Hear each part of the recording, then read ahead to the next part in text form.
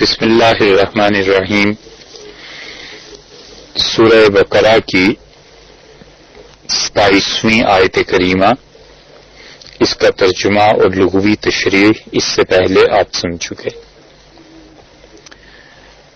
اور آج کے بیان میں اس کی تفسیر اور تشریح جو مفسرین نے لکھی ہے اس کے متعلق کچھ عرض کرنے کا ارادہ ہے. اس آیت کریمہ میں اللہ تعالی نے 3 چیزیں ارشاد فرمائی ہیں. فاسق کا لفظ استعمال فرمایا تھا اور یہ فرمایا تھا کہ وما یضل بہ الا الفاسقین، اور اس قرآن پاک سے، اللہ کے کلام سے وہ اللہ گمراہ نہیں کرتا مگر بدکاروں کو. فاسق کا ترجمہ شاہ عبد القادر صاحب محدث دہلوی رحمۃ اللہ علیہ نے جو کیا ہے کہ بے حکم، وہ صحیح ترین تعبیر ہے اردو میں فاسق کی، یعنی وہ شخص جو اللہ کا حکم نہ مانے. فاسقین سے مراد کون تھے؟ اور اس سے پچھلے بیان میں فاسق کی تشریح کافی تفصیل سے گزری ہے.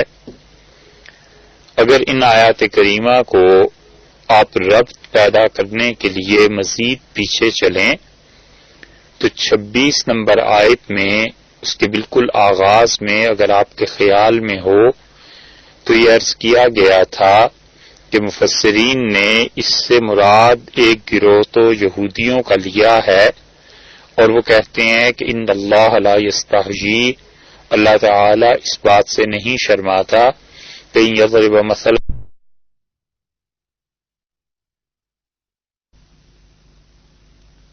بعوضۃ، کہ وہ کوئی مثال بیان کرے ایک مچھر کی یا اس سے بھی کم چیز کی یا اس سے بڑھ کے جو چیز ہو اس کی.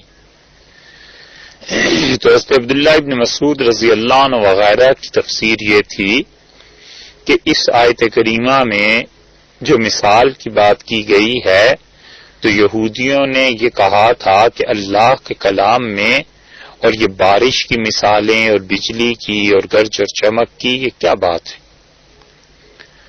اور دوسری چیز یہ عرض کی گئی تھی کہ بعض مفسرین نے یہ کہا ہے کہ یہ مثال اصل میں یہاں جس کے متعلق ذکر کیا جا رہا ہے یہ مشرکین مکہ کا کلام تھا جس کا اللہ تعالی نے یہاں پر رد فرمایا ہے. اگر ہم ان مفسرین کی بات کریں جنہوں نے یہاں پر یہودیوں کے متعلق اس آیت کریمہ کو گنا ہے تو پھر ترجمہ اور تشریح آخر پہ پہنچ کے 26ویں آیت میں یہ کی جائے گی کہ وما یضل بہ الا الفاسقین، کہ گمراہ نہیں کرتا اس مثال سے، اس کلام سے مگر ان کو جو بدکار ہیں، بے حکم ہیں، اور فاسق سے مراد یہاں پر یہودی لیے جائیں گے. اور اگر مثال کا تعلق مشرکین مکہ سے لیا جائے تو یہاں فاسقین سے مراد مشرکین لیے جائیں گے، اور مفسرین نے دونوں طرح سے اس کی تشریح کی ہے. آپ دیکھیے اگر آپ اسے یہودیوں کے متعلق مانیں تو پھر آگے بات یوں بنے گی کہ الذین ینقضون عہد اللہ من بعد میثاقہ، کہ اللہ کے ساتھ مضبوط کیے گئے عہد اور پیمان کو توڑتے ہیں یہودی، اور یہودی کاٹتے ہیں اس چیز کو جس کو اللہ نے ملانے کا حکم دیا، اور فساد کرتے ہیں زمین میں. تینوں میں مراد یہودی ہوں گے. اور چوتھا جو آگے فرمایا ہے کہ وَأُولَٰئِكَ هُمُ الْخَاسِرُونَ، اور یہی لوگ خسارے والے ہیں، تو یہاں بھی مراد یہودی ہی ہوں گے. اور اگر اس سے مراد فاسقین سے مشرکین مکہ کو لیا جائے تو مشرکین مکہ کے مطابق پھر تفسیر اس کی یہ بن جائے گی کہ وہ اللہ کے عہد و پیمان کو توڑتے ہیں مضبوط کرنے کے بعد، اور پھر اللہ نے جن چیزوں کو ملانے کا حکم دیا انہیں کاٹتے ہیں اور زمین میں فساد کرتے ہیں، اور یہی لوگ ہیں جو خسارے والے. اور اگر منافقین مراد دیے جائیں جیسا کہ بعض حضرات مفسرین رحمہم اللہ ان کی رائے یہ ہے، تو پھر یہ ہوگا کہ الذین ینقضون عہد اللہ من بعد میثاقہ، یہ منافقین اللہ کے ساتھ توحید کا معاہدہ کرنے کے بعد اسے توڑتے ہیں پکا معاہدہ کر کے، اور کاٹتے ہیں ان چیزوں کو جن کو اللہ نے چھوڑنے کا حکم دیا تھا، اور زمین میں فساد کرتے ہیں۔ ان تینوں حساب کے گروہوں کے حساب سے باری باری تینوں کے متعلق اس کی تشریح آپ کے سامنے آتی ہے۔ سب سے پہلے ہم اس سے مراد اگر وہ گروہ لیں جو یہودی ہیں تو پھر اس کی تشریح یہ بنے گی کہ الذین ینقضون عہد اللہ من بعد میثاقہ، یہ فاسق بدکار یہودی ہیں، بے حکم اللہ کے حکم کو توڑنے والے، جو اللہ کے ساتھ عہد و پیمان کو پکا کرنے کے بعد توڑ دیتے ہیں۔ میثاق کا مطلب عہد و پیمان، اور پکا ہو گیا تھا عہد و پیمان۔ اب یہ کون سا عہد و پیمان اور یہودیوں سے کب ہوا تھا، اس کی تشریح کے لیے آپ دیکھیں گے سورہ آل عمران کی آیت نمبر 187، اللہ تعالی نے اس میں یہ بات ارشاد فرمائی، اور یہ مثال ہے اس کی کہ قرآن ایک بات کو ایک جگہ پر اجمالاً بیان کرتا ہے اور پھر اسی چیز کو کسی اور جگہ لے جا کر تفصیل سے بیان کرتا ہے۔ پہلا الزام، بلکہ الزام کی بجائے زیادہ مناسب لفظ یہ ہے کہ پہلا جرم جو یہودیوں کا اللہ نے گنوایا ہے وہ نقض عہد ہے، وعدے کا توڑنا ہے، جبکہ وعدہ بھی وہ من بعد میثاقہ ہی مضبوط کر چکے تھے، تو اس مضبوط عہد و پیمان کا توڑنا، ان الفاظ کو ذہن میں رکھیے گا، نقض عہد جبکہ وہ میثاق کر چکے۔ اور سورہ آل عمران چوتھے پارے میں 187 نمبر آیت دیکھیے تو اللہ نے فرمایا وَإِذْ أَخَذَ اللَّهُ مِيثَاقَ الَّذِينَ أُوتُوا الْكِتَابَ، اور جب اللہ تعالی نے میثاق پکا وعدہ لے لیا، یہاں بھی ہے نا من بعد میثاقہ، مضبوط عہد کرنے کے بعد، کن سے اللہ نے پکا وعدہ لیا؟ ہم چونکہ وہاں مراد فاسقین سے یہودی لے رہے ہیں تو اس لیے یہاں پر پھر یہ تفسیر یہ بن جائے گی یا ترجمہ اور تشریح اس کی یہ بنے گی کہ وَإِذْ أَخَذَ اللَّهُ مِيثَاقَ الَّذِينَ، جب اللہ تعالی نے ان سے پکا عہد اور پیمان لے لیا تھا۔ ایک بات تو یہ کہ وہ عہد و پیمان کیا تھا اور دوسرے کن سے، تو اس دوسرے سوال کا جواب دے دیا کہ اوت الکتاب، کتاب والوں سے، جنہیں کتاب دی گئی تھی ان سے اللہ تعالی نے پکا عہد و پیمان لے لیا تھا۔ کیا عہد و پیمان لے لیا تھا؟ لَتُبَيِّنُنَّهُ، کہ تم کیا کرو گے، اس کو بالکل واضح طور پر بیان کرو گے، للناس، لوگوں کے لیے، وَلَا تَكْتُمُونَهُ، اور تم اسے ہرگز بھی نہیں چھپاؤ گے، کہ دیکھو ہم نے تم سے پکا عہد لے لیا تھا کہ اللہ تعالی کی کتاب کو کھول کھول کر بیان کرنا ہے اور اس کتاب کی تعلیم کو بالکل لوگوں سے پوشیدہ نہیں رکھنا، یہ خدا نے ان سے وعدہ لیا تھا۔ اور اس کتاب میں یہ بات بھی شامل تھی نا تورات میں اور انجیل میں جنہیں کتاب دی گئی تھی کہ نبی کریم صلی اللہ علیہ وسلم آخری وقت میں تشریف لائیں گے، تو اللہ نے فرمایا ہے کہ جب پکا عہد و پیمان تم سے لے لیا تھا کہ دیکھو لَتُبَيِّنُنَّهُ لِلنَّاسِ، کہ تم لوگوں کے سامنے اسے بیان کرو گے، وَلَا تَكْتُمُونَهُ، اور اسے بالکل نہیں چھپاؤ گے، فَنَبَذُوهُ، تو انہوں نے پھینک دیا کس چیز کو؟ ہو کی ضمیر لوٹ رہی ہے وعدے کی طرف، اس وعدے کو انہوں نے پھینک دیا وراء ظہورہم، اپنی پیٹھ کے پیچھے، یعنی بھلا دیا، واشتروا بہ ثمنا قلیلا، اور اس کے عوض میں ثمنا قلیلا، خرید لیا اس کے بدلے میں تھوڑی سی دنیا کی زندگی کے منافع۔ فبئس ما یشترون، سو کیا ہی برا ہے جو یہ لوگ خرید رہے ہیں، کہ اللہ نے کتاب کی وضاحت کا حکم دیا تھا اور کتمان سے منع کیا تھا اہل کتاب کے علماء کو کہ تم حق بیان کرو گے، سچی بات بیان کرو گے، اس سچائی میں خدا کی توحید بھی تھی، اس سچائی میں رسول اللہ صلی اللہ علیہ وسلم کے متعلق بھی حکم تھا، اس سچائی میں نبی کریم صلی اللہ علیہ وسلم کے اوصاف تھے۔ اللہ نے فرمایا ظالموں تم نے کیا کیا، اس کتاب کو بیان کرنے کی بجائے دنیا کے عہد و پیب، دنیا کے مال دولت اس کو لے لیا اور اس کے عوض میں خدا کی کتاب کو بیچ دیا، اور یہ تم نے بہت ہی برا کیا ہے۔ تو یہ عہد و پیمان اللہ نے ان سے لیا تھا، یہاں پر انہی یہودیوں کے متعلق فرمایا جا رہا ہے کہ الذین ینقضون عہد اللہ من بعد میثاقہ، انہوں نے کیا کیا، خدا کے عہد و پیمان کو توڑ دیا جبکہ مضبوط کر چکے تھے۔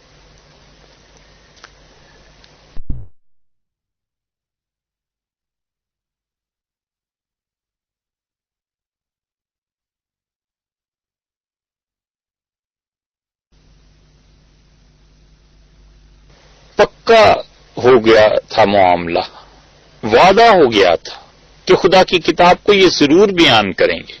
اللہ کی اس کتاب میں، تورات میں، اور اوتل کتاب کا چونکہ لفظ آیا ہے تو اس سے عیسائی بھی اگر ساتھ ملا لیے جائیں تو انجیل میں اللہ تعالیٰ نے کئی ایک چیزیں بیان کی تھیں، مثلا اللہ تعالیٰ کی توحید تورات میں بھی تھی، انجیل میں بھی تھی۔ انبیاء علیہ الصلوۃ والسلام اور اللہ تعالیٰ کے رسول علیہ الصلوۃ والسلام، یہ جتنے رسل گزرے ہیں سب میں سے کوئی ایک بھی ایسا ہو ہی نہیں سکتا تھا کہ وہ خدا کی توحید کو بیان نہ کرتا، اللہ کی توحید بیان کرتے تھے، نبی پاک صلی اللہ علیہ وسلم کے آنے کی بات بیان کرتے تھے، حتیٰ کہ اللہ تعالیٰ نے صحابہ کرام رضی اللہ عنہم کے متعلق فرمایا ہے کہ مثلہم فی التوراۃ والانجیل، ان کی مثال اللہ نے تورات اور انجیل میں بھی بیان کی تھی۔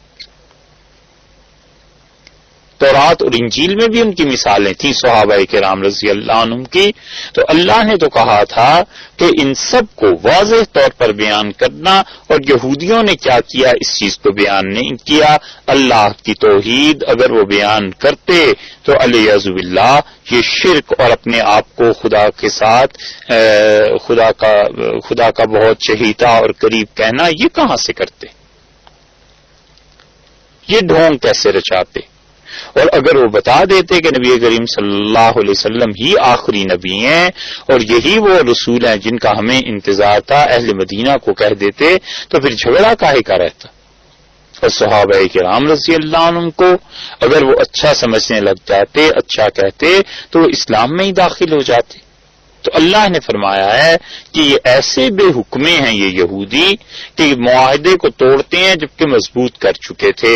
اور اس کی اگر دوسری تشریح مراد لے لی جائے، یعنی اس سے مراد مشرکین مکہ ہیں یا مشرکین ہیں، تو پھر یہ ہو جائے گا کہ الذین ینقضون عہد اللہ من بعد میثاقہ، جبکہ اللہ کے ساتھ توحید کا جو وعدہ ہو گیا تھا اور ان لوگوں نے یہ کہہ دیا تھا کہ اللہ کو ایک ہی ماننا ہے، اس معاہدہ توحید کو مضبوط کرنے کے بعد یہ توڑتے ہیں۔ یہ توحید کا معاہدہ کب ہوا تھا؟ اس میں ایک قول تو یہ ہے کہ وہ کہتے ہیں کہ اللہ تعالی نے یہ جو کہا تھا آدم علیہ الصلوۃ والسلام سے، جب اللہ نے ان کی پشت سے ساری روحیں اور ان کی اولاد کو پیدا فرمایا عالم ارواح میں، تو انہیں کہا تھا کہ الست بربکم، کیا میں تمہارا پروردگار نہیں ہوں؟ قالوا بلا، سب نے کہا کہ ہاں اللہ آپ ہی ہمارے پروردگار ہیں۔ تو اللہ نے یہاں کہا ہے کہ وہ جو عہد اور پیمان تم نے کیا تھا اور مجھے اپنا رب مانا تھا، اس دنیا میں آ کر تم نے اس عہد و پیمان کو توڑ دیا ہے، یہ تمہاری بدعہدی ہے، یہ بے حکمی۔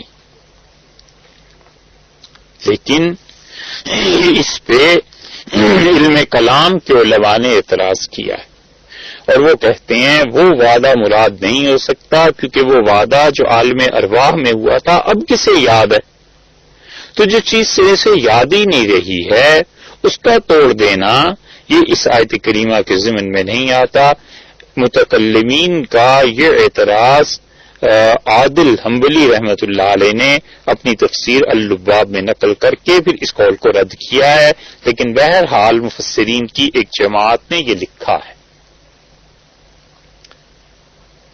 بعض کا کہنا یہ ہے کہ یہ اللہ تعالی نے جو عہد کا کہا ہے اس سے مراد عقلی دلائل ہیں کہ عقل کے ذریعے غور کرو تو اللہ کی توحید اور اللہ کی وحدانیت کے تم یقیناً قائل ہو جاؤ گے۔ اس کائنات کو دو رب نہیں چلا سکتے، ایک اکیلا پروردگار ہے جو چلا رہا ہے، وہی ذات اس قابل ہے کہ اس کی عبادت کی جائے، وہی حمد و ثنا کے لائق ہے، اسی ذات کا شکریہ ادا کرنا چاہیے، اور وہی ذات ہے جس کے سامنے ہاتھ پھیلائے جاتے ہیں اور جس کے سامنے پیشانی ٹک جاتی۔ تو اللہ تعالی کی توحید، وہ جو خدا کا عہد و پیمان تھا، ان مشرکین نے اس کو توڑ دیا، اللہ کی توحید سے برگشتہ ہو گئے، اور اللہ کی توحید کا حال یہ تھا ان مشرکین مکہ میں بھی کہ جب اصحاب فیل کا واقعہ پیش آیا ہے تو مکہ مکرمہ میں کئی برس تک ان بتوں کی عبادت ختم ہو گئی۔ وہ اتنا بڑا واقعہ، ایسا حادثہ، ایسا بھونچال تھا کہ اس نے پورے عرب کو ہلا کر رکھ دیا۔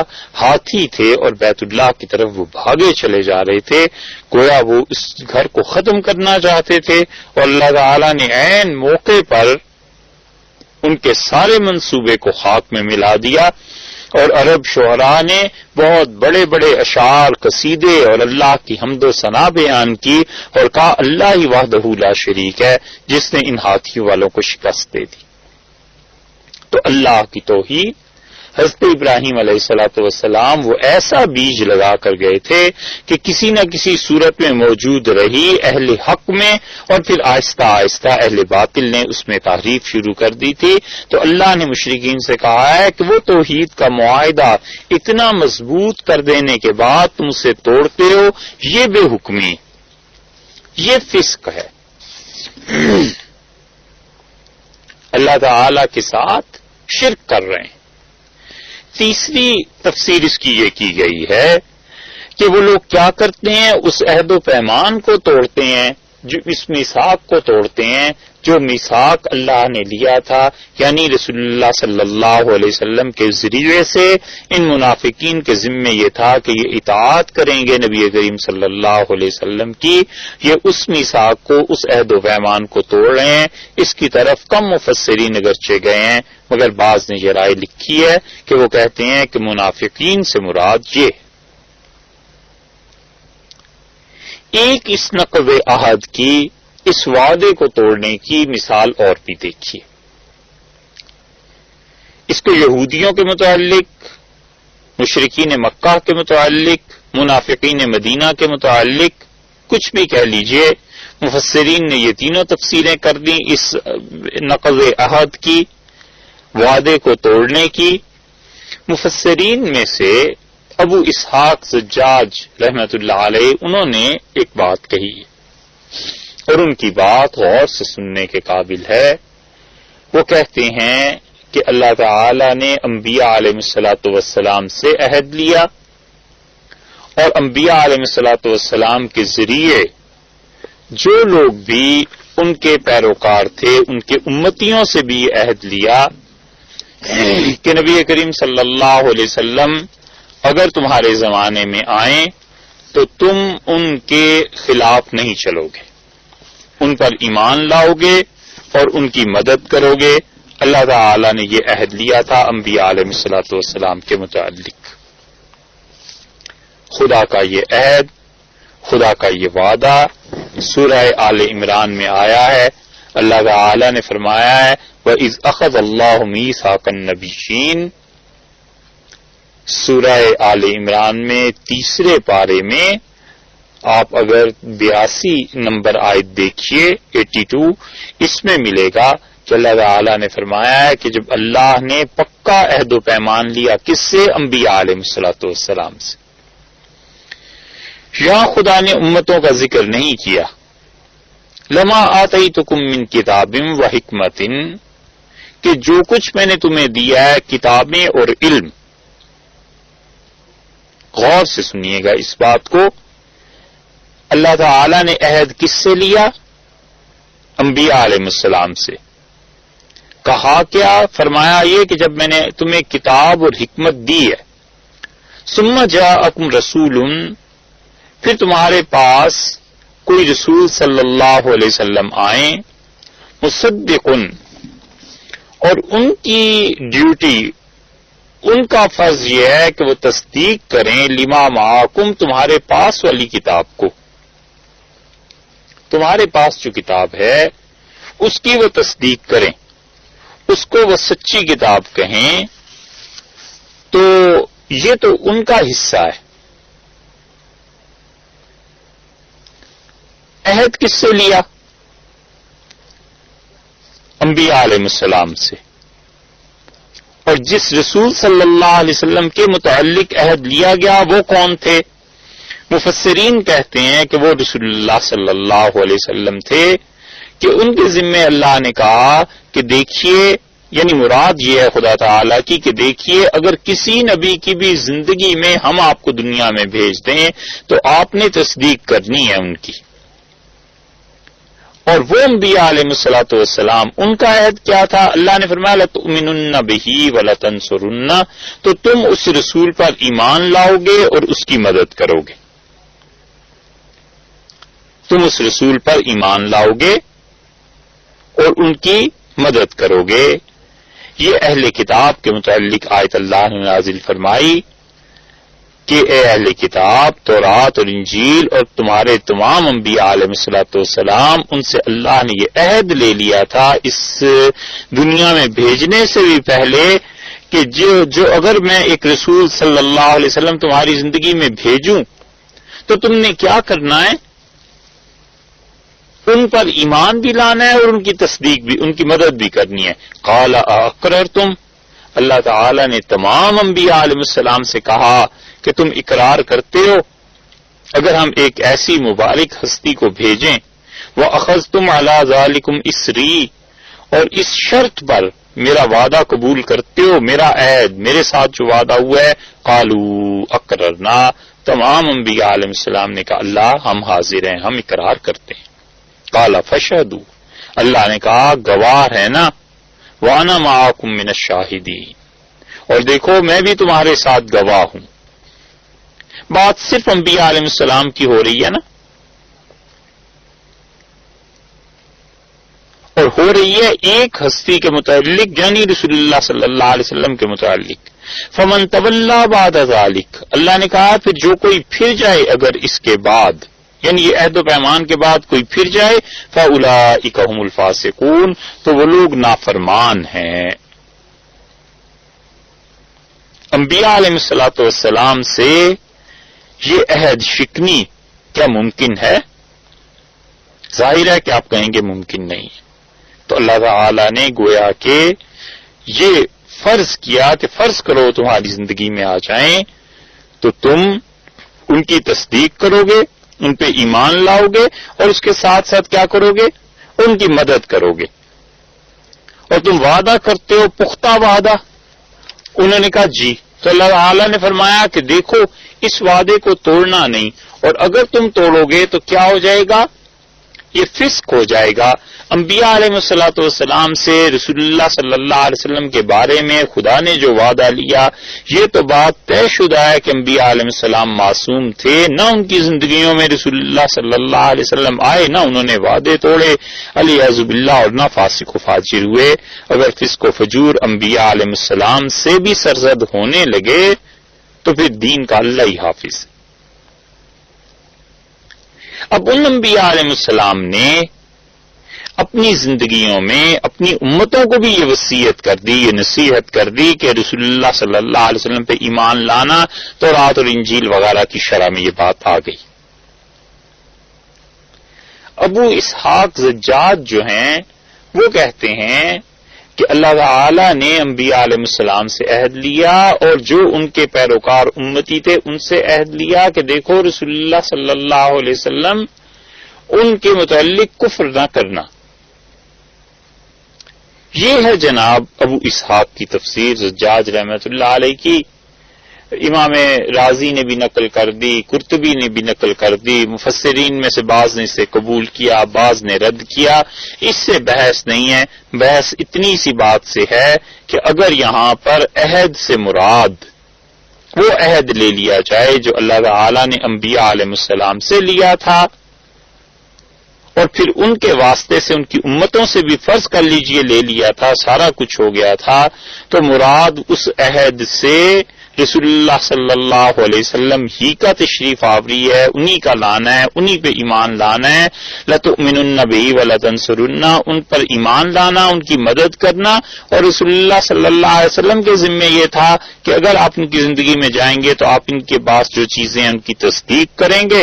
نبی کریم صلی اللہ علیہ وسلم ان انبیاء علیہ السلام کے بعد آئے، پھر بھی انہوں نے تصدیق کی، تورات کی، انجیل کی، اور تمام انبیاء علیہ السلام پہ جو صحائف، جو چیزیں نازل ہوئی تھیں اس کی تصدیق کر دی۔ یہ تو ہے تفسیر۔ اگر ہم ابو اسحاق زجاج رحمۃ اللہ علیہ کا قول مان لیں تو بھی اس کی یہ تفسیر ہو گئی۔ اب قرآن پاک کی تفسیر میں تحریف جو کی جاتی ہے اس تحریف کا بھی ایک نمونہ سن لیجئے۔ ایک تفسیر کبیر کے نام سے لکھی گئی، صحیح تفسیر اس آیت کریمہ کی آپ کے سامنے آ گئی مفسرین کے اقوال کی روشنی میں۔ اب تفسیر کو جو بگاڑا جاتا ہے اس کا بھی ایک نمونہ دیکھیے۔ تفسیر کبیر کے نام سے ایک تو امام رازی رحمۃ اللہ علیہ کی تفسیر کبیر ہے نا، اور ایک تفسیر کبیر مرزا بشیر الدین محمود احمد صاحب کی ہے جو فرزند، بیٹے اور خلیفہ تھے مرزا غلام احمد صاحب قادیانی کے۔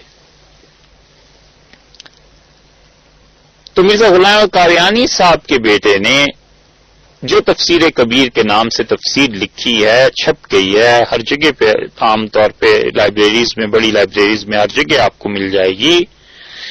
اس میں وہ سورہ بقرہ کی اس آیت کریمہ جس کا ہم نے ابھی بات، جس کی تشریح چل رہی ہے کہ عہد سے کیا مراد ہے، ان کی عبارت بھی سن دیجیے۔ وہ کہتے ہیں، لکھتے ہیں، سورہ بقرہ کی اسی آیت کریمہ کی تشریح کے ضمن میں آیت نمبر 27 کے ضمن میں پہلی جلد کے صفحہ 263 پہ وہ کہتے ہیں دوسری مراد عہد سے وہ عہد ہے جو ہر نبی اپنے سے بعد میں آنے والے نبی پر ایمان لانے کے متعلق لیتا ہے۔ عہد سے مراد یہ اللہ تعالی نے فرمایا ہے نا کہ الذین ینقضون عہد اللہ من بعد میثاقہ، وہ عہد کو توڑتے ہیں جبکہ پکا کر چکے ہوتے ہیں۔ تو عہد سے کیا مراد ہے یہ تو ہم نے بیان کر دیا، لیکن مرزا بشیر صاحب لکھتے ہیں کہ عہد سے مراد وہ عہد ہے جو ہر نبی اپنے سے بعد آنے والے نبی پر ایمان لانے کے متعلق لیتا ہے۔ مثلاً یہ عبارت بس یہاں تک ان کی تھی، مثال ہم دیتے ہیں۔ مثلا ان کے کہنے کا مطلب یہ ہے کہ آدم علیہ السلام نے حضرت نوح علیہ السلام کے متعلق عہد لیا، حضرت نوح علیہ السلام نے اپنے بعد والوں کے متعلق عہد لیا، حضرت ابراہیم علیہ السلام نے آگے اپنے بیٹوں کے متعلق عہد لیا۔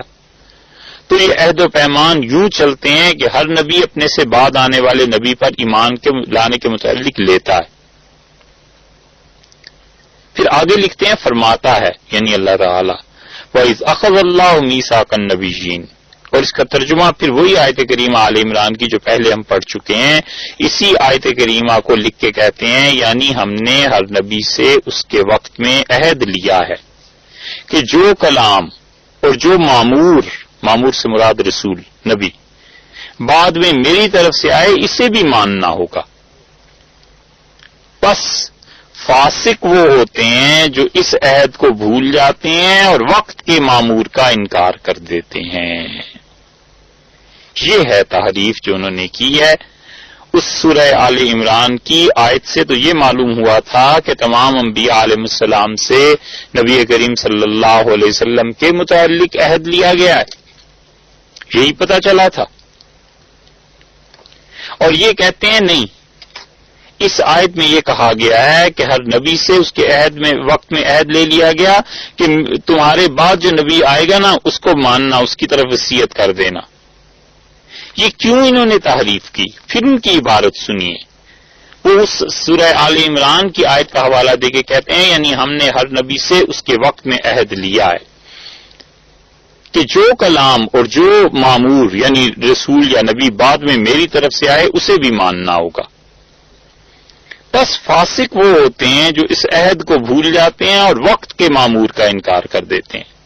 مرزا بشیر صاحب اصل میں یہ بات کہنا چاہتے ہیں کہ حضرت عیسیٰ علیہ الصلوۃ والسلام سے عہد لیا گیا تھا کہ اپنے بعد آنے والے نبی جناب رسول اللہ صلی اللہ علیہ وسلم کی تصدیق کرنا، اور نبی کریم صلی اللہ علیہ وسلم سے یہ وعدہ لیا گیا تھا کہ اپنے بعد آنے والے نبی یعنی مرزا غلام احمد صاحب قادیانی کی تصدیق کرنا. پھر آپ سنیے ان کی عبارت، آیت کو کس طرح انہوں نے توڑا ہے اور کس طرح تحریف کی ہے. اللہ نے تو کہا تھا کہ تمام انبیاء علیہ السلام سے ہم نے وعدہ لیا کہ اگر رسول اللہ صلی اللہ علیہ وسلم آ جائیں تو ان کی ڈیوٹی ایک ہے کہ وہ تمہارے پاس جو چیزیں ہیں ان کی تصدیق کریں، اور تمہاری ڈیوٹیز دو ہیں، ایک یہ کہ تم ان پہ ایمان لانا اور دوسری یہ کہ ان کی مدد کرنا. مرزا بشیر صاحب کہتے ہیں نہیں، ہر نبی سے یہ عہد لیا گیا ہے کہ جو کہا گیا ہے کہ جو کلام اور جو رسول اللہ نے کہا میری طرف سے آئے گا اسے بھی آئندہ کو ماننا ہوگا. بس فاسق وہ ہوتے ہیں جو اس عہد کو بھول جاتے ہیں اور وقت کے مامور کا انکار کر دیتے ہیں. تو فاسق پھر کون ہوا جو اس عہد کو بھول گیا؟ اگر علیہ باللہ تفسیر وہ مان لی جائے جو مرزا بشیر صاحب لکھ رہے ہیں تو پھر فاسق کون ہوا جس نے امت کو وعدہ نہیں لیا، امت کو تلقین نہیں کی، بھول گیا. علیہ باللہ یا تو اس فاسق سے مراد پھر رسول اللہ صلی اللہ علیہ وسلم ہے جو یہ بھول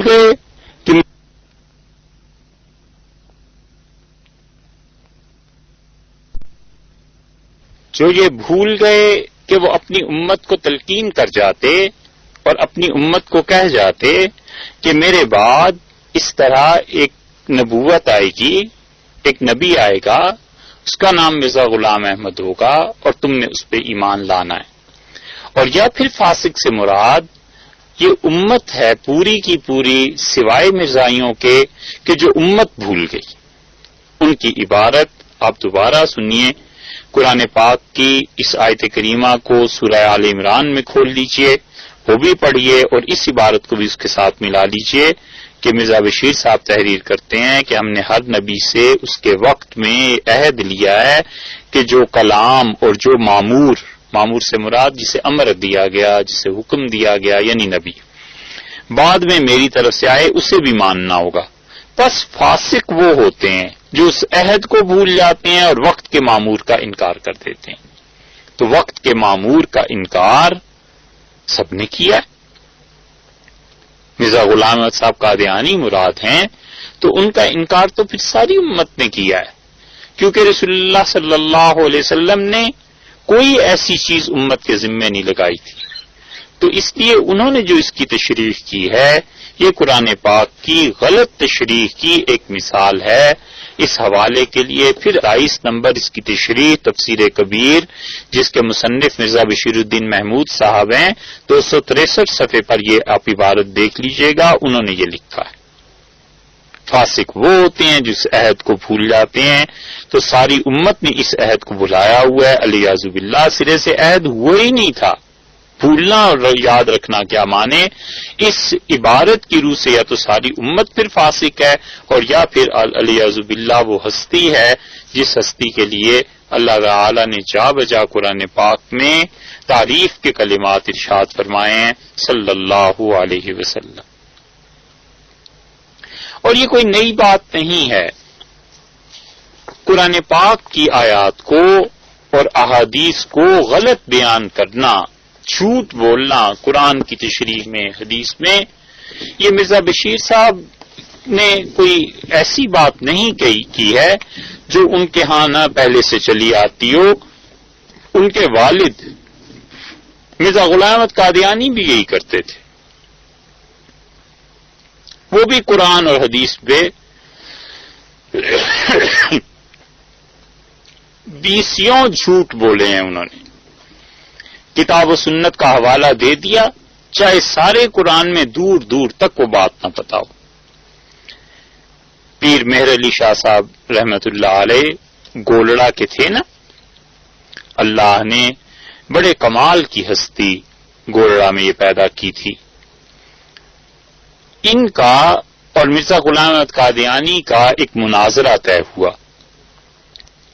جو کچھ بھی ہوا اس سے بحث نہیں ہے، نہ بیان کا موقع ہے اور نہ اتنا وقت ہے. مرزا غلام احمد قادیانی نے ایک کتاب لکھی تحفہ گولڑویہ، اور تحفہ گولڑویہ جو لکھی وہ حضرت کے رد میں لکھی، اور لکھا اس کے بالکل ٹائٹل پیج پہ کہ رسالہ پیر مہر علی شاہ صاحب گولڑوی اور ان کے مریدوں اور ہم خیال لوگوں پر اتمام حجت کے لیے محض نصیحتاً للہ شائع کیا گیا ہے، اور بغرض اس کے کہ عام لوگوں پر حق واضح ہو جائے.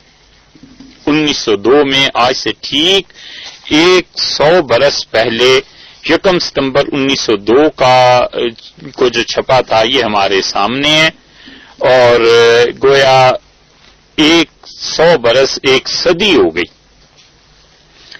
اس میں صفحہ 53 پہ جو عبارت انہوں نے لکھی ہے آپ اسے سن لیجئے، اور صفحہ 53 کی اس عبارت کو سن کر آپ اندازہ کر لیجئے کہ کتاب و سنت میں جھوٹ بولنا یہ معمولی بات ہے.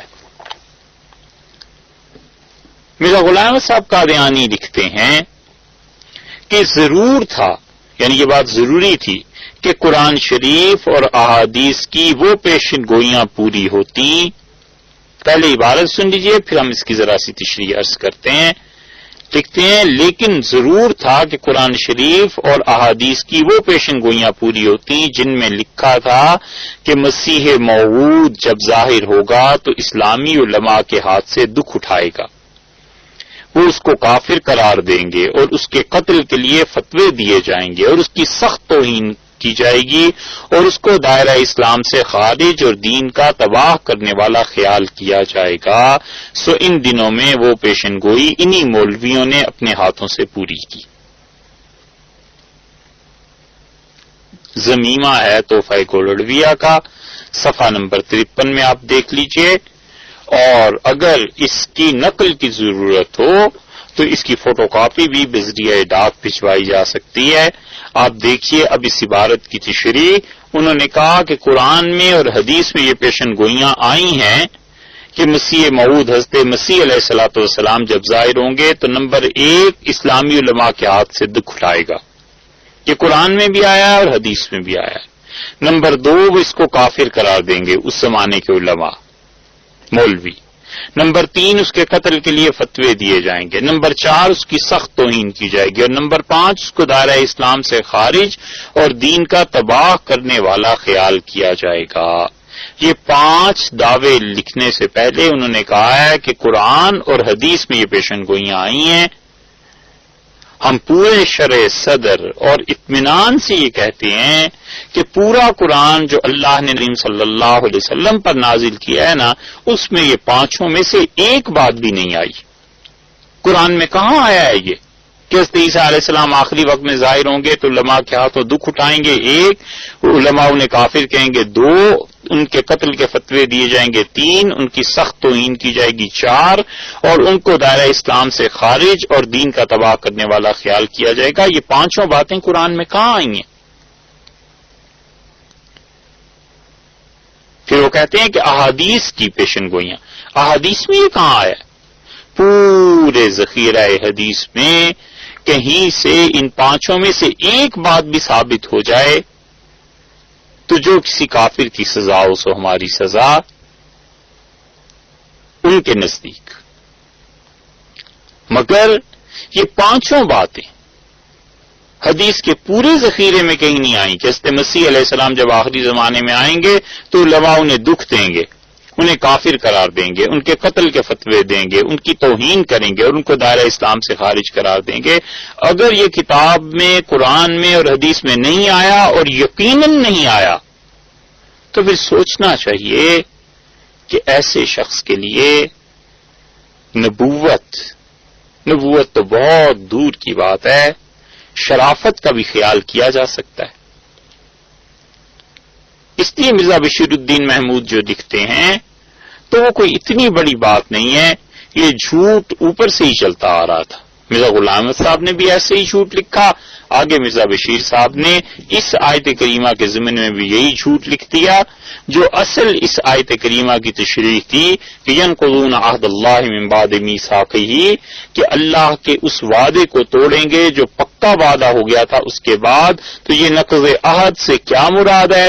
اگر یہودی لے لیے جائیں تو نقض عہد سے مراد کتاب کا بیان نہ کرنا، مشرکین لے لیے جائیں تو توحید کے معاہدے کو توڑنا، منافقین مراد لے لیے جائیں تو رسول اللہ صلی اللہ علیہ وسلم کی اتباع کے معاہدے کو توڑنا، اور ابو اسحاق کا قول لے لیا جائے زجاج رحمۃ اللہ علیہ کا، تو وہ کہتے ہیں کہ سورہ آل عمران کی آیت میں جو انبیاء علیہ السلام سے اور پھر ان کی تبع میں ان کی امتوں سے عہد دیا گیا ہے وہ توڑنا۔ یہ چاروں تفسیریں تو صحیح تھیں جو آپ کے سامنے پیش کی۔ پانچویں تفسیر کے نام پہ تحریف مرزا بشیر کی کہ وہ کہتے ہیں ہر نبی کو یہ کہا گیا کہ اپنے بعد آنے والے نبی کے متعلق وعدہ لے لینا، تو رسول اللہ صلی اللہ علیہ وسلم تو بھی کوئی وعدہ نہیں لیا تھا، الیاذ باللہ۔ یہ جھوٹ ہے اور یہ تفسیر کو بگاڑنے کی ایک شکل ہے۔ سوچنا چاہیے کہ اللہ کی کتاب کے ساتھ کیا کیا کھیل اور تماشے یہاں ہوتے ہیں، الیاذ باللہ۔ دوسری بات اللہ تعالی نے ارشاد فرمائی ہے فاسقین کی تعریف میں، اور فرمایا ہے کہ فاسق کون؟ دوسرا حربہ جو ان کا ہوتا ہے یقطعون ما امر اللہ بہ ان یوصل، کہ توڑتے ہیں ان چیزوں کو جن چیزوں کو اللہ تعالی نے جوڑنے کا حکم دیا ہے۔ کن چیزوں کو اللہ نے جوڑنے کا حکم دیا ہے؟ ما امر اللہ، جن چیزوں کو اللہ نے جوڑنے کا حکم دیا ہے۔ مفسرین بالعموم اس طرف گئے ہیں کہ وہ کہتے ہیں ما سے مراد تمام وہ چیزیں ہیں، یعنی ما میں اتنی تعمیم ہے، اس میں اتنی وسعت ہے کہ ان تمام تعلقات کو شامل ہے جن کو قائم رکھنے کا اللہ نے حکم دیا ہے۔ ما سے مراد وہ کہتے ہیں تمام کے تمام وہ عہد و پیمان جن کو اللہ نے جوڑنے کا حکم دیا ہے، یہ ظالم لوگ ان کو توڑتے ہیں۔ اللہ نے سب سے پہلا حکم یہ دیا تھا کہ دیکھو میرے ساتھ جوڑ کے رکھنا، اللہ کی بندگی کو توڑتے ہیں۔ فاسق انسان اللہ کی بندگی کو توڑتا ہے۔ اللہ تعالی نے اپنی بندگی کا حکم دیا، اور خدا کی بندگی کا سب سے بڑا مظہر نماز ہے۔ جو شخص نماز کو چھوڑتا ہے، جان بوجھ کر چھوڑ دیتا ہے، وہ اس چیز کو کاٹتا ہے جس کے جوڑنے کا اللہ نے حکم دیا تھا۔ اللہ نے بندگی اور اطاعت کا حکم دیا تھا، اور بندگی کا سب سے بڑا مظہر نماز تھی۔ اپنے آپ کو 5 وقت اس عالی ذات کے دربار میں پیش کرنا تھا، اور اس ذات عالی کے سامنے اپنا سر رکھ کر یہ اقرار کرنا تھا کہ ساری حمد و ثنا اور ساری تعظیم اور ساری کی ساری مدد آپ سے مانگتے ہیں، اور ساری حمد و ثنا اور تعظیم آپ کے لیے ہے۔ یہ بندہ دن میں 5 مرتبہ اس چیز کو کاٹتا ہے، توڑتا ہے جس کو جوڑنے کا اللہ نے حکم دیا تھا۔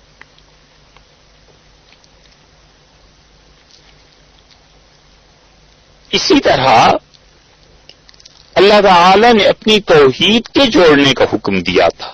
ماں کا عموم ہے نا کہ ہر وہ چیز جس کو اللہ نے جوڑنے کا حکم دیا تھا، اللہ نے کہا تھا کہ مجھ تک پہنچنا عروۃ الوثقی، مضبوط رسی، اور وہ خدا کا دین، اللہ کی توحید، اللہ کی وحدانیت تھی۔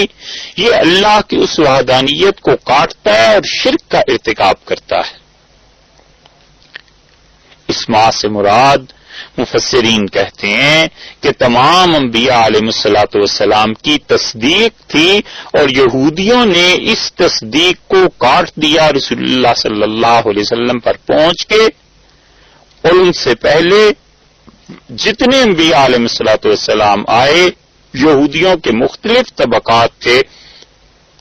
کچھ ایسے تھے جو بعض کی تصدیق کرتے تھے، کچھ ایسے تھے جو بعض کی تردید کرتے تھے.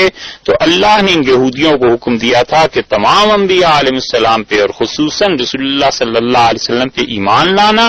انہوں نے اس کو توڑ دیا، اور مشرکین مکہ نے توڑا کہ اللہ نے انہیں توحید کا حکم دیا تھا. وہ حضرت ابراہیم علیہ السلام کی اولاد میں سے تھے، اور اللہ تعالی نے ان کے ذمے یہ ضروری قرار دیا تھا کہ وہ خدا کی وحدانیت پر قائم رہیں. انہوں نے اس طرح توڑ دیا.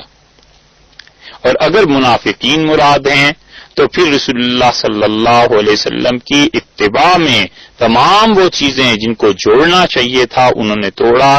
مسلمانوں کی اجتماعیت کو توڑا، مسلمانوں کی دھاک اور شوکت اور شان کو توڑنے کی کوشش کی. اللہ نے جن چیزوں کو قائم رکھنے کا حکم دیا انہوں نے اس چیزوں کو توڑ دیا. اس توڑنے میں انسان کے تمام اعمال آ جاتے ہیں. اور بعض مفسرین نے بڑی عجیب بات لکھی ہے.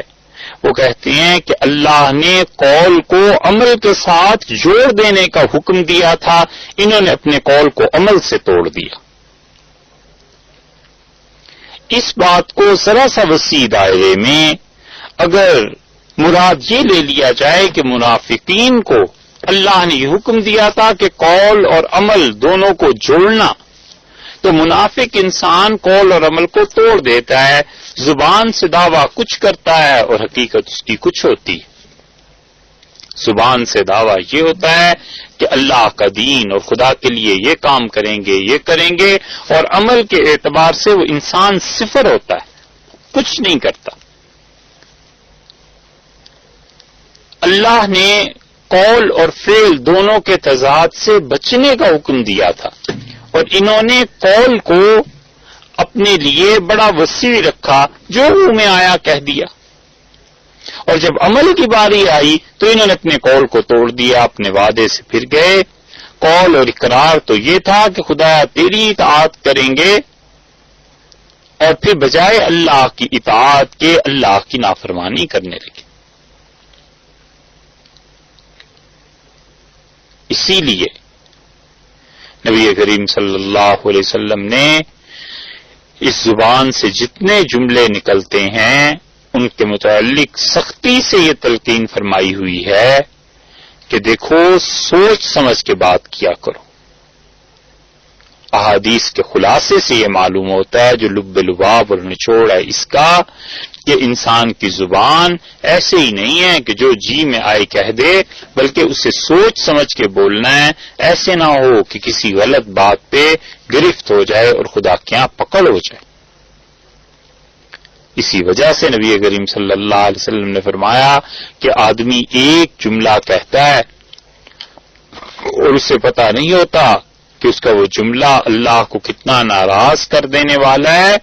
یہاں تک کہ اللہ اپنے فرشتوں سے کہتے ہیں کہ اس آدمی کی اس بات کو لکھ لو، اور میں اس دن تک اس سے ناراض رہوں گا جس دن یہ ہم سے آ کر ملے گا. اور رسول اللہ صلی اللہ علیہ وسلم نے فرمایا آدمی ایک جملہ کہتا ہے اور اسے پتہ نہیں ہوتا یہ جملہ اللہ کو کتنا پسند آ گیا ہے، اچھائی اور نیکی کا جملہ. اور اللہ فرماتے ہیں میرے بندے کی اس بات کو لکھ لو، اور ہم اس دن تک اس سے خوش ہیں جس دن اس کی اور ہماری ملاقات ہوگی. اسی لیے حضرت ابو ہریرہ رضی اللہ عنہ کی روایت میں آتا ہے، صحیح بخاری کی حدیث ہے کہ نبی کریم صلی اللہ علیہ وسلم نے فرمایا من کان یؤمن باللہ والیوم الآخر، جو اللہ اور آخرت پر ایمان رکھتا ہے، فلیکرم ضیفہ، اسے چاہیے کہ اپنے گھر آنے والے کی، اپنے مہمان کی عزت کرے، اپنے مہمان کے ساتھ اچھا سلوک کرے. یعنی مہمان پر جو خرچ کرے ثواب کی نیت سے خرچ کرے، مہمان کی عزت کرے یہ سوچ کے کہ اللہ اس پہ ثواب دے گا، آخرت پہ اور خدا پہ میرا ایمان ہے، اللہ کے لیے اس کی عزت کرتا ہوں، قیامت کے دن مجھے اس پہ خدا کی خوشی حاصل ہوگی. ومن کان یؤمن باللہ والیوم الآخر، اور لوگوں جو اللہ اور آخرت پر ایمان رکھتا ہے، فلیصل رحمہ، اسے چاہیے کہ اپنی رشتہ داری کو جوڑ کر رکھے. اللہ نے اس کو جوڑنے کا حکم دیا ہے، اور فاسق انسان اپنی رشتہ داری کو کاٹتا ہے. اور پھر اسی حدیث میں تیسری بات رسول اللہ صلی اللہ علیہ وسلم نے ارشاد فرمائی کہ من کان یؤمن باللہ والیوم الآخر، اور لوگوں جو اللہ اور آخرت پر ایمان رکھتا ہے، فلیقل خیرا او لیصمت، اسے چاہیے کہ ہمیشہ اچھی بات کہے زبان سے یا پھر چپ ہو جائے. یہ کیوں ضروری ہے کہ ہر معاملے میں اپنی رائے پیش کی جائے؟ یہ کیوں ضروری ہے کہ ہر معاملے میں بولا ہی جائے؟ شہر میں اگر 10 بینک کھل گئے ہیں تو کیا ہر ایک میں اکاؤنٹ کھلوانا ہے؟ بس چپ رہے. اگر کوئی مناسب بات ہے سامنے، کہیں ظلم کا رد کرنا ہے، کہیں کسی کی بے آبرو کر رہے ہیں، عزت لٹی جا رہی ہے، اس آدمی شریف آدمی کا دفاع کرنا ہے، پھر ایک الگ بات ہے. وگرنہ ہر معاملے میں کیا بولنا. اسی لیے خاص طور پہ حدیث میں حکم آیا ہے کہ جو ان رشتہ داریوں کو جو اللہ نے تمہاری قائم کیے کاٹنا نہیں. تو اس آیت کریمہ میں فاسقین کی ایک جو عادت بیان کی گئی کہ وہ اللہ نے جن چیزوں کو جوڑنے کا حکم دیا ہے انہیں کاٹتے ہیں، تو اس سے مراد وہ لوگ بھی ہیں جو اپنی رشتہ داریوں کو قطع کرتے ہیں، چھوڑتے ہیں بغیر کسی وجہ کے اور سبب کے. وہ بھی آدمی فاسق ہو جاتا ہے. ایک آدمی کسی عذر کی وجہ سے اپنے رشتہ داروں کو چھوڑتا ہے، وہ سمجھتا ہے ان کے گھر کا ماحول اچھا نہیں ہے، وہاں دینداری نہیں ہے، پردہ نہیں ہے، یا میرا آنا جانا اگر رہے گا تو وہاں سے ہمارے گھر کا ماحول خراب ہو سکتا ہے. یہ ایک عذر ہے. اور رشتہ داروں کو چھوڑنے کے 3 درجے ہیں. ایک درجہ تو یہ ہے کہ انسان ان کے ساتھ کوئی تعلق رکھے ہی نہیں، یہ حرام ہے. اور ایک درجہ یہ ہے کہ ہر معاملے میں ان کے ساتھ اٹھنا بیٹھنا رہے. یہ بھی بعض معاملات میں حرام اور بعض معاملات میں جائز ہے. جب رشتہ دار غیر شرعی کام کرنے لگیں تو ان کی ان محفلوں اور مجلسوں میں نہیں جانا چاہیے. وہاں نہ جانا ہی اللہ کے حکم کی اطاعت ہے. موسیقی ہے، اسی طرح زیبائش و آرائش ہے، شادی بیاہ کی ایسی تقریبات جن میں اللہ اور اس کے رسول صلی اللہ علیہ وسلم کو گھر سے باہر بٹھا دیتے ہیں اور باقی ساری دنیا کو گھر کے اندر شامل کر لیتے ہیں. ایسی تقریبات میں اپنے رشتہ داروں کے یہاں نہ جانا یہ ثواب کی بات ہے، اچھائی کی بات. اسی طرح اگر کہیں پر رشتہ دار ایسے ہیں کہ وہ جوابی دعوتیں دیتے ہیں، ان دعوتوں میں نہ جائے، یہی صحیح چیز ہے. رسول اللہ صلی اللہ علیہ وسلم نے منع کیا ہے ایسی دعوتوں میں جانے سے جو دعوتیں نمائش کے لیے دی جاتی ہیں، اپنی ناموری کے لیے دی جاتی ہیں. ایسا کھانا کھانے سے بھی منع کیا ہے. دعوت ہو رہی ہے، کیوں؟ اس لیے کہ فلاں کی شادی ہوئی تھی تو انہوں نے بھی دعوت کی تھی، لہذا آج بھی ہم بھی دعوت کریں.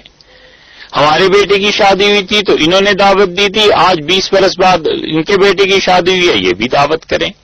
یہ جوابی دعوتیں جو ہیں نا، یہ اللہ کے لیے کھلانا نہیں ہوتا، یہ تو اپنے سر سے ایک احسان اتارنے والی بات ہوتی ہے. رسول اللہ صلی اللہ علیہ وسلم نے منع کیا ہے ایسی دعوتوں میں جانے سے. مت کھائے ایسا کھانا اور مت جائے ایسی دعوتوں میں. اور رشتہ داری کا تیسرا درجہ یہ ہے کہ کوئی انسان غمی شادی میں شریک ہو جائے، ویسے نہ جایا کرے. یہ بھی جوڑنے کے حکم میں ہے، توڑنے کے نہیں.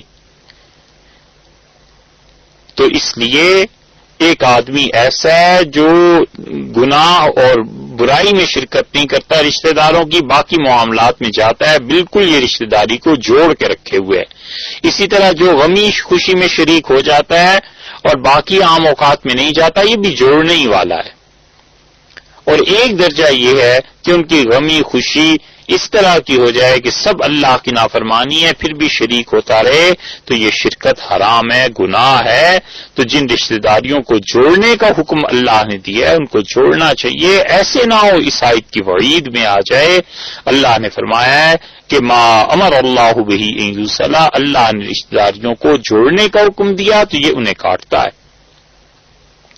حضرت ابو ہریرہ رضی اللہ عنہ کی روایت آئی ہے ترمذی میں کہ وہ کہتے ہیں میں نے خود رسول اللہ صلی اللہ علیہ وسلم سے سنا ہے، آپ نے فرمایا کہ جس شخص کو اس بات کی اس سے خوشی ہو کہ اللہ اس کے رزق میں اضافہ کر دے اور اللہ دنیا سے جانے کے بعد اس کی نیکیوں کو قائم رکھے، اس کے بعد بھی لوگ اچھائی سے اسے یاد کرتے رہیں، جس کا ثواب اسے کیا آخرت میں ملتا رہے قبر میں جا کے، فَلْيَصِلْ رَحِمَهُ، اسے چاہیے کہ اپنے رشتہ داروں سے اچھا سلوک کرے.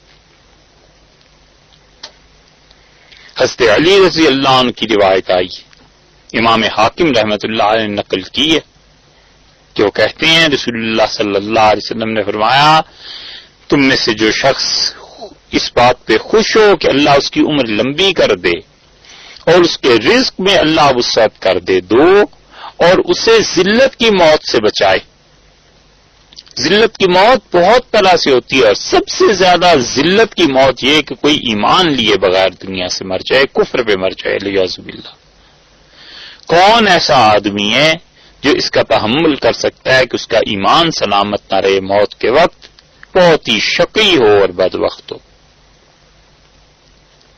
وگرنہ رسول اللہ صلی اللہ علیہ وسلم نے فرمایا جو اس بات سے خوش ہو کہ اللہ اس کی عمر میں اضافہ کر دے، اس کے رزق میں برکت دے دے، اسے بری موت سے بچا لے، اسے چاہیے دو کام کرے، فَلْيَتَّقِ اللَّهَ، اللہ سے ڈرتا رہے، وَلْيَصِلْ رَحِمَهُ، اور چاہیے کہ اپنے رشتہ داروں سے رشتہ داری کو نبھائے.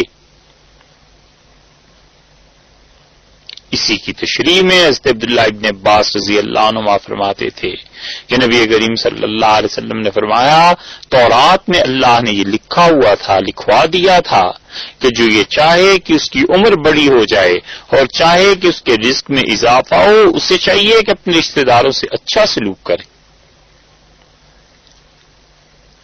ایک آدمی آیا نبی کریم صلی اللہ علیہ وسلم کے پاس اور آ کے عجیب بات اس نے کی. اس نے کہا کہ انت الذی تزعم انک رسول اللہ، صاحب آپ کا خیال یہ ہے کہ آپ اللہ کے رسول ہیں؟ تو رسول اللہ صلی اللہ علیہ وسلم نے فرمایا نعم، میرا یہی خیال ہے، میرا یقین ہے، مجھے پتا ہے. تو پھر انہوں نے کہا اللہ کے رسول ہیں تو یہ بتائیے سب سے اچھا عمل جو اللہ کو پسند ہو کون سا ہے؟ تو رسول اللہ صلی اللہ علیہ وسلم نے فرمایا اللہ پر ایمان لانا. اس نے عرض کیا پھر اللہ کے رسول اس کے بعد؟ تو آپ نے فرمایا اپنے رشتہ داروں سے اچھا سلوک کرنا. انہوں نے عرض کیا پھر اس کے بعد؟ تو آپ نے فرمایا نیکی کے کاموں کا حکم دینا اور برائی کے کاموں سے روکنا. اس نے کہا اللہ کے رسول اچھا مجھے یہ بھی بتا دیجئے سب سے برا عمل خدا کو کون سا لگتا ہے؟ تو نبی کریم صلی اللہ علیہ وسلم نے ارشاد فرمایا الاشراک باللہ، اللہ کے ساتھ شرک کرنا. اس نے کہا اس سے کم جو برائی ہے؟ آپ نے فرمایا اپنے رشتہ داروں سے تعلق کو توڑ دینا. اس نے کہا پھر تیسرا درجہ؟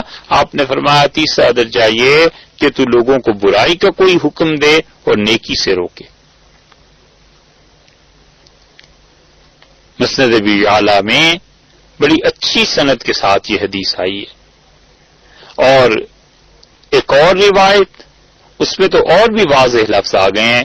حضرت ابو ایوب رضی اللہ عنہ کی ہے، وہ کہتے ہیں کہ ایک دیہاتی نبی کریم صلی اللہ علیہ وسلم کے پاس آیا جب آپ سفر میں تھے اور اس نے آ کے بلا تکلف رسول اللہ صلی اللہ علیہ وسلم کی اونٹنی کی جو مہار تھی نا وہ پکڑ لی اور اس نے کہا رے محمد صلی اللہ علیہ وسلم بس مجھے یہ بتا دو کہ کیا چیز جنت کے قریب لے جائے گی اور کیا چیز جہنم سے دور کر دے گی. اتنے بے تکلف تھے رسول اللہ صلی اللہ علیہ وسلم لوگوں سے اور لوگ ان سے کہ ایک دیہاتی آپ تشریف لے جا رہے ہیں سفر میں، اچانک آ کے اونٹنی کی لگام اس مہار کو پکڑ لیتا ہے اور کہتا ہے بس مجھے یہ بتا دے محمد صلی اللہ علیہ وسلم کہ کون سی چیز جنت میں لے جائے گی اور جہنم سے دور ہو جائے گی. تو نبی کریم صلی اللہ علیہ وسلم رک گئے، اونٹنی کو روک لیا اور صحابہ کرام رضی اللہ عنہم کو دیکھا. یا تو دیکھنے کی یہ وجہ ہوگی کہ بھئی دیکھو اس کی بے تکلفی کیسی ہے، یا یہ کہ آپ نے پھر فرمایا تھا کہ لقد وفق، اسے اللہ نے صحیح بات پوچھنے کی توفیق دی ہے، وہ خوش ہوئے. اور پھر رسول اللہ صلی اللہ علیہ وسلم کیف قلتا، ذرا اپنی بات کو پھر کہنا. اس لیے فرمایا ہوگا غالباً کہ لوگ سن لیں، کیا خوش ہوئے ہوں گے اس لیے فرمایا ہوگا. تو فرمایا پھر کہو. فعادہ، اس آدمی نے دوبارہ بات کی، اسے کہا اللہ کے رسول محمد صلی اللہ علیہ وسلم یہ بات بتا دیں کیا چیز جنت کے قریب لے جائے گی اور جہنم سے دور کر دے گی. تو آپ نے فرمایا اللہ کی عبادت کرنا، اس کے ساتھ شرک نہ کرنا، اور نماز پڑھنا اور زکوٰۃ دینا، وتصل الرحم، اور اپنے رشتہ داروں سے ہمیشہ اچھا سلوک کرتے رہو. اور پھر دائن کا، اچھا اب جانے دے، اب اونٹنی کی مہار کو چھوڑ دے. اور بخاری اور مسلم میں آیا ہے رسول اللہ صلی اللہ علیہ وسلم نے فرمایا کہ اپنے رشتہ داروں سے اچھا سلوک کرنا. اور اتنا سن کے وہ آدمی پیٹھ پھیر کے چل پڑا. تو آپ نے فرمایا ان تمسک بما امرتہ، اگر اس شخص نے میری کہی ہوئی باتوں پہ عمل کر لیا نا تو دخل الجنہ، یہ جنتی ہو گیا. اسی لیے رسول اللہ صلی اللہ علیہ وسلم نے بار بار اس چیز کی طرف توجہ دلائی ہے کہ اپنے رشتہ داروں سے اچھا سلوک کرنا. حضرت عبداللہ ابن عمر رضی اللہ عنہ کی روایت میں آیا ہے کہ ایک آدمی نے رسول اللہ صلی اللہ علیہ وسلم سے عرض کیا کہ اتنا بڑا گناہ ہو گیا ہے، بہت ہی بڑا، تو کیا میں توبہ کر سکتا ہوں؟ تو آپ نے فرمایا تمہاری ماں ہے. ان کا نہیں اللہ کے رسول، وہ انتقال کر گئی. آپ نے فرمایا تمہاری خالہ ہے. انہوں نے عرض کیا جی. آپ نے فرمایا اپنی خالہ کے ساتھ نیکی کرتے رہو. مراد یہ تھی کہ خالہ کے ساتھ نیکی کرنا اتنی بڑی نیکی ہے کہ اللہ تمہارے اس گناہ کو معاف کر دے گا. حاکم رحمت اللہ علیہ نے یہ حدیث نقل کی ہے. متعدد احادیث اور بھی ہیں جو اس سلسلے میں سننی چاہیے اور سنانی چاہیے. کل کی نشست میں انشاءاللہ یہ بات اور اس آیت کریمہ کا اگلا حصہ بیان کریں گے. السلام علیکم ورحمۃ اللہ وبرکاتہ.